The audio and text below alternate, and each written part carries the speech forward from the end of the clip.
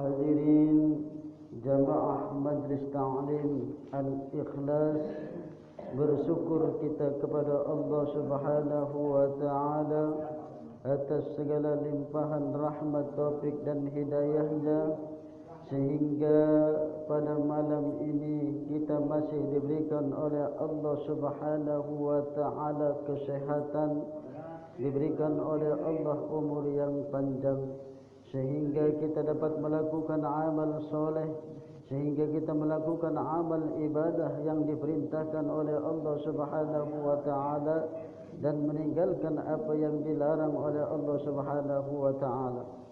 Salawat serta salam semoga tetap terlimpahkan kepada junjungan kita Nabi Agung Muhammad sallallahu alaihi wasallam beserta para keluarganya, para sahabatnya, para pengikutnya hingga akhir zaman. Ibadallah, rijalallah,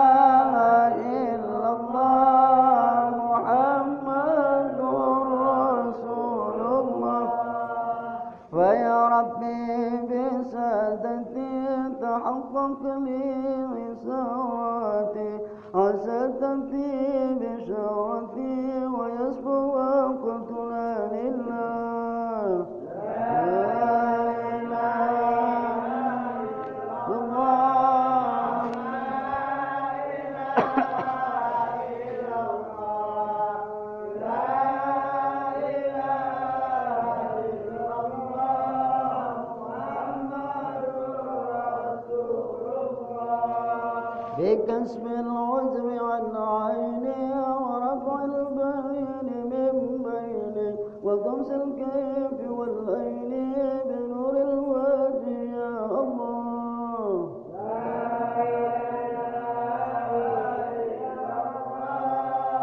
لا إله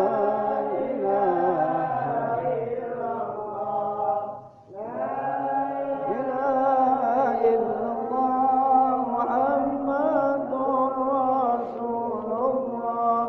صلاة الله ومولانا على من بالهدى جانا، ومن بالحق أولانا سفي الخلق عند الله. لا إله إلا الله، لا إله إلا الله، لا إله إلا الله، محمد رسول الله. على الكفي صلاة الله، على السفي سلام الله، بمحيي الدين خلصنا من البلوى يا الله.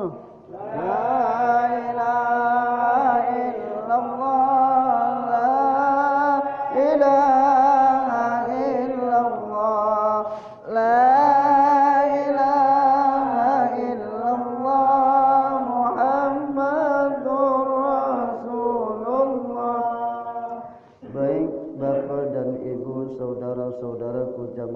Majlis Ta'lim Al-Ikhlas.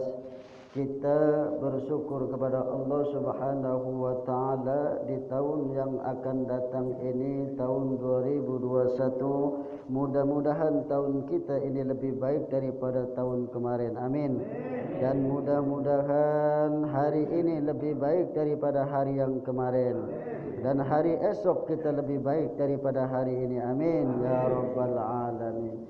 Baik, Allah Subhanahu wa Ta'ala berfirman, wa innaka la'ala khuluqin 'azim. Sesungguhnya engkau Muhammad mempunyai akhlak yang luhur, yang agung.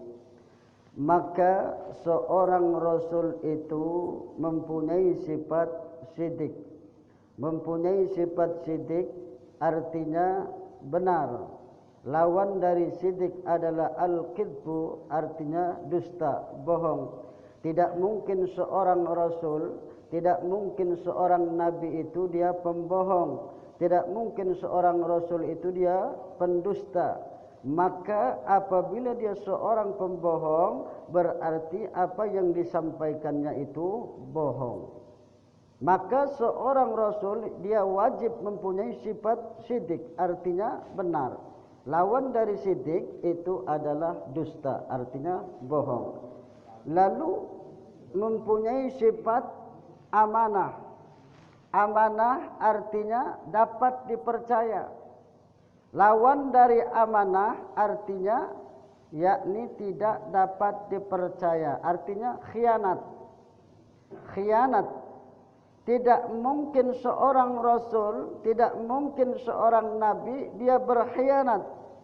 Ya. Maka kita seorang yang beriman kepada Allah Subhanahu wa Ta'ala, jangan sampai kita menjadi seorang yang berkhianat, menjadi orang-orang pengkhianat. Karena apa? Karena itu termasuk iman. Orang yang berkhianat itu termasuk orang-orang yang munafik. Ayatul munafiqi salasun. Tanda-tanda orang munafik itu ada 3. Yang pertama, wa idza haddasa kadzaba, wa idza haddasa kadzaba. Apabila dia berbicara, dia berdusta.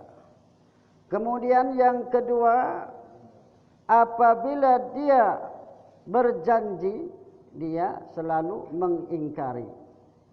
Kemudian yang ketiga, apabila dia dipercaya, dia mengkhianati. Ya, berkhianat itu. Jadi tanda-tanda orang munafik. Ya, idza haddasa kadzaba, wa idza wa'ada akhlafa, wa idza tumina khana. Ya. Jadi yang pertama, apabila dia berbicara selalu bohong, dusta, tidak pernah berbicara yang benar, jujur. Maka hati-hati, kita harus berbicara jujur. Contoh Rasulullah sallallahu alaihi wasallam. Dalam keadaan apapun kita harus berbicara benar, berbicara jujur. Jangan sampai kita menjadi seorang yang berkhianat. Kita berjanji, misalkan pada malam ini berjanji kemudian kita mengingkari. Maka kita termasuk, digolongkan termasuk orang-orang munafik. Orang-orang munafik ini lebih parah sebetulnya. Dia ditempatkan di neraka yang paling bawah. Innal munafiqina fit darkil asfali minan nar. Sesungguhnya orang-orang munafik itu ditempatkan oleh Allah Subhanahu wa Ta'ala di neraka yang paling bawah. Hati-hati kita.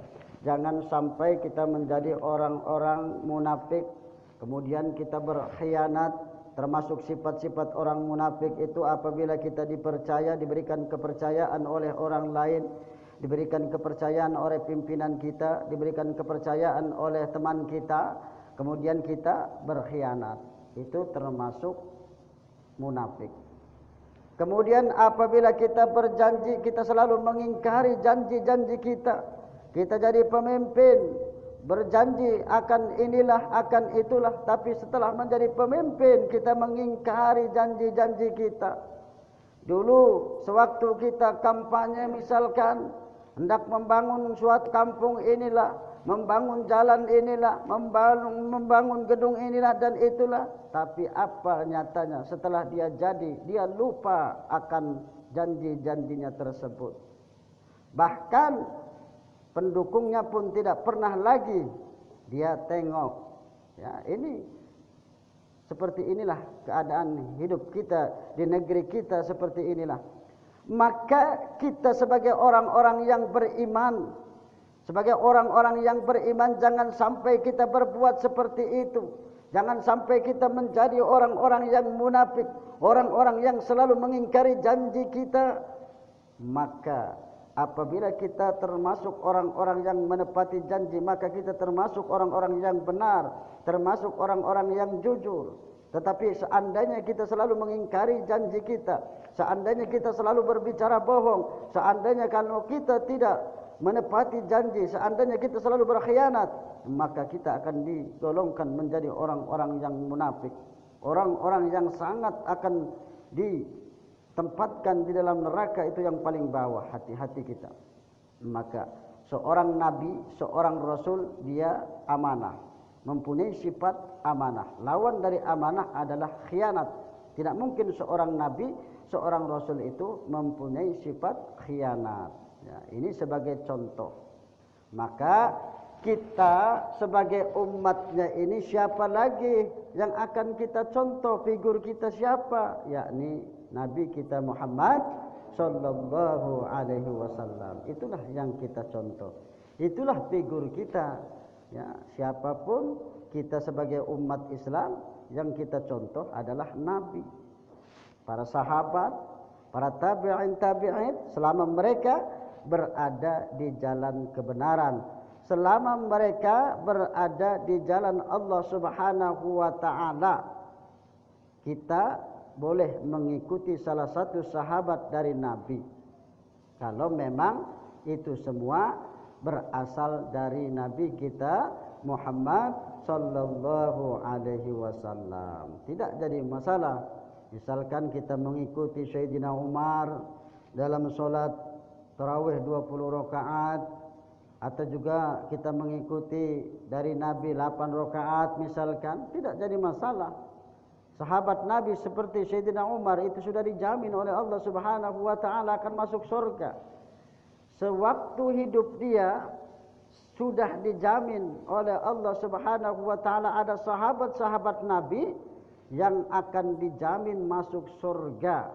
Ya, jadi kalau kita mengikuti salah satu dari mereka, kita pun akan masuk surga. Kalau mengikuti salah satu sahabat, pendapat sahabat misalkan, ya, pendapatnya ini, pendapatnya itu, kita juga pasti akan mendapatkan rahmat dari Allah Subhanahu wa taala. Karena para sahabat ini orang-orang yang dekat dengan Nabi. Orang yang disebut dengan sahabat Nabi itu maksudnya adalah orang yang telah bertemu, berjumpa dengan Nabi. Ya. Jadi yang namanya sahabat Nabi itu adalah orang yang sejaman dengan Nabi, orang yang telah bertemu dengan Nabi, itu namanya sahabat. Lain halnya dengan para tabi'in. Tabi'in ini orangnya tidak pernah bertemu dengan Nabi. Mereka berguru dengan para sahabat. Tabi'in tidak pernah berjumpa dengan Nabi. Lain halnya dengan sahabat. Kalau sahabat Nabi, mereka pernah melihat Nabi walaupun sekali, misalkan itu sudah disebut dengan sahabat. Apalagi mereka sudah lama berguru dengan Nabi, ya, maka itu termasuk orang-orang yang mendapatkan keridhaan dari Allah Subhanahu wa taala, seperti Abu Hurairah. Abu Hurairah itu banyak meriwayatkan hadis dari Nabi. Ya, 5.000 hadis yang dia riwayatkan Abu Hurairah. Padahal waktunya sebentar dengan Abu Hurairah. Tetapi karena kecerdikannya, karena akalnya sangat cerdas, maka sungguh luar biasa.